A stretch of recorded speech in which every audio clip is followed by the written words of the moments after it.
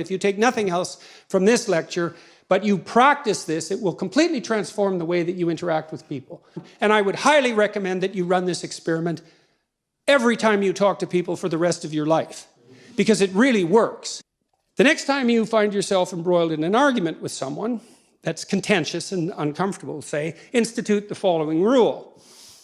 You don't get to respond to the person's claims until they've exhausted that particular claim, and this does presume to some degree that you're dealing with a good faith actor, even if they feel differently than you do. You don't get to respond until you have recapitulated their viewpoint and summarized it in a manner they find acceptable.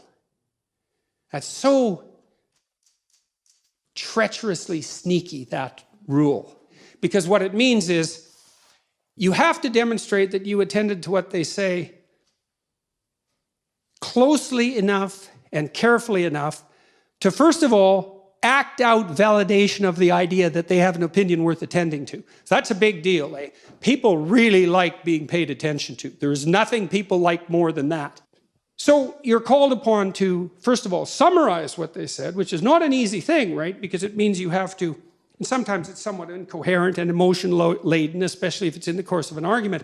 So you have to sort of strike right to the quick.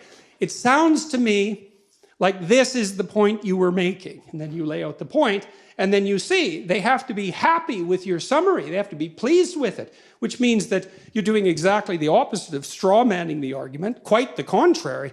And you're doing them a favor in some sense by reducing it to the gist, because that's actually an incredibly complex cognitive operation. When you listen to someone very, very carefully, and especially if they express themselves for a while, and you say to them, well, it sounds to me like this is what you're saying, what you're doing is taking a tremendous amount of emotionally laden material, a lot of it unnecessary in the final analysis because of the ensuing synthesis, and offering them a synthesis, which is a great thing to do, especially if they're happy to accept it, because that also means that you did listen to them.